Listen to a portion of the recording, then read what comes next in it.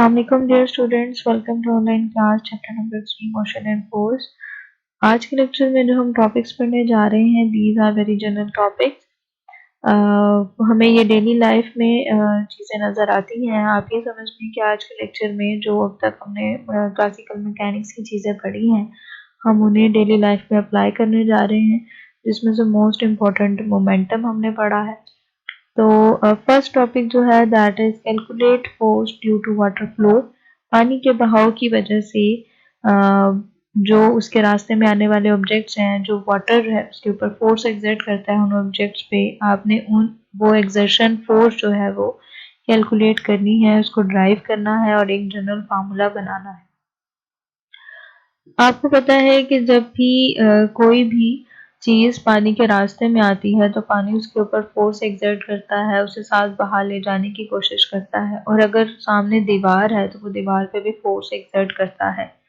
तो हम कंसीडर कर लेते हैं कि ये पानी एक दीवार से टकरा रहा है और उसकी जो स्ट्राइकिंग वेलोसिटी है, स्ट्राइकिंग वेलोसिटी जो है वो v है, और वो टकराने के बाद रेस्ट पर आ जाता है।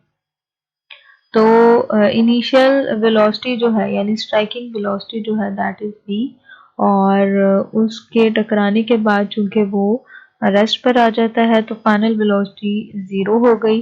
अगर हम चेंज इन वेलोसिटी निकालें तो that is del v is equal to 0 minus v and it becomes minus v। Final minus initial हुआ तो माइनस v आपके पास चेंज इन वेलोसिटी आ गया। और मैथ जो है पर यूनिट टाइम या ख़ास टाइम के अंदर उसके ऊपर जो स्ट्राइक कर रहा है उसे हम m से कंसीडर कर लेते हैं। अब यहाँ से अगर हम चेंज इन मोमेंटम निकालें तो m डेल v आएगा। जो प्रोमिनेंट चेंज नज़र आ रहा है वो v में नज़र आ रहा है, तो दैट इज डेल v। तो डेल v हमने कैलकुलेट किया था, दैट इज माइनस v, तो यहाँ पर आ गया माइनस mv। अब from second law of Newton in terms of momentum, ये हम प्रीवियस लेक्चर में ड्राइव कर चुके हैं। अगर आप सेकेंड लॉ ऑफ न्यूटन को इन टर्म्स ऑफ मोमेंटम लिखो तो आपके पास बनता है force is equal to rate of change of momentum, यानी change in momentum divided by time. Change in momentum you have calculated that is minus M B over T. ये आपके पास वो फोर्स आ गई है जो वाटर वॉल के ऊपर exert कर रहा है। और आपको पता है कि थर्ड लॉ ऑफ न्यूटन कहता है कि action and reaction are equal but opposite in direction. अगर तो वाटर वॉल पे फोर्स एक्सर्ट कर रहा है तो ऑब्वियसली वॉल भी यानी दीवार भी पानी के ऊपर फोर्स एक्सर्ट करेगी बट ऑपोजिट इन डायरेक्शन, यानी मैग्नीट्यूड दोनों की इक्वल होंगी। तो आपके पास इसी के साथ माइनस का साइन आप लगा दें तो ये आपके पास रिएक्शनल फोर्स बन जाएगी। माइनस माइनस प्लस हो गया। इस फॉर्मूले को अगर मैं थोड़ा सा रीअरेंज करूं तो m over t multiply by v।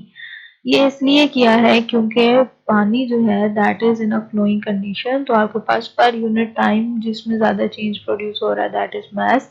पर यूनिट टाइम मास जो है वो आपके पास वेरी कर रहा है। तो इस फार्मूले को, ये जो फोर्स का फार्मूला है, अगर आप इसको लफ्जों में बयान करो तो वो इस तरीके से होगा, the force can be calculated by the product of mass of water striking the wall per unit time and velocity. Product of mass per unit time and velocity, ये फोर्स की एक नई शक्ल आपके पास आई है। आपने force is equal to M A पढ़ा हुआ है, आपने force is equal to minus M V over T पढ़ लिया। अब ये इसी फार्मूले को अगर आप थोड़ा सा रीअरेंज कर लें तो आप is equal to M over T V आ गया। ये वो फोर्स है कि अगर पानी के रास्ते में कोई भी ऑब्जेक्ट आए तो वो पानी उसके ऊपर ये फोर्स एक्सर्ट करेगा। क्योंकि पानी is in a flowing condition, time के साथ साथ उसका जो मैस है वो रेस्ट मैस नहीं है, वो टाइम के साथ साथ चेंज हो रहा है।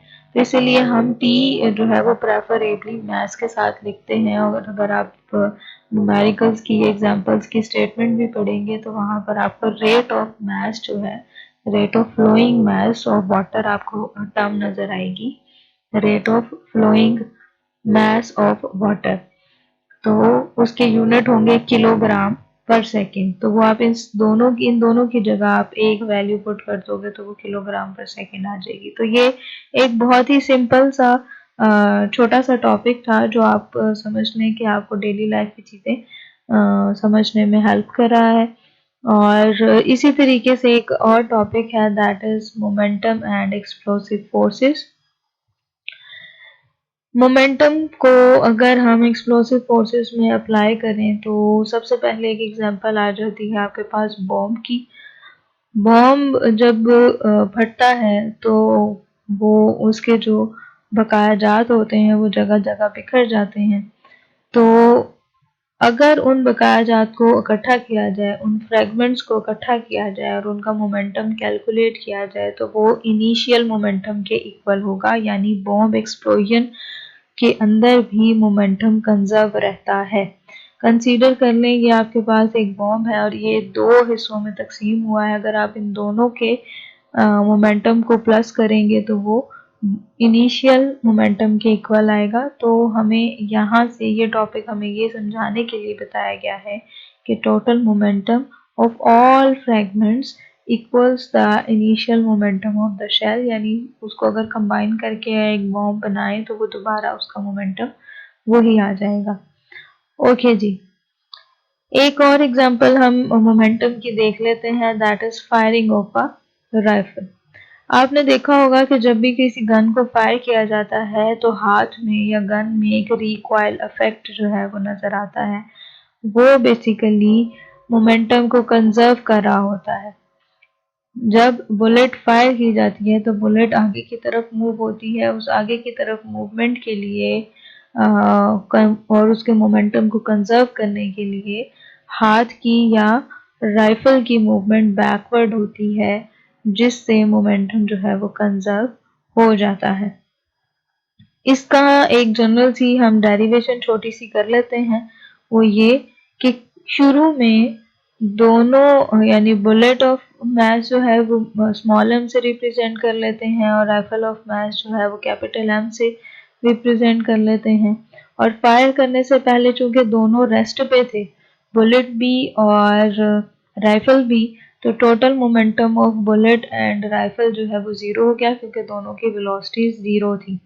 लेकिन आफ्टर मोमेंटम जो है, आफ्टर फायरिंग जो टोटल मोमेंटम बनेगा उसके लिए हम v लिख लेते हैं राइफल के लिए और v डैश लिख लेते हैं बुलेट के लिए।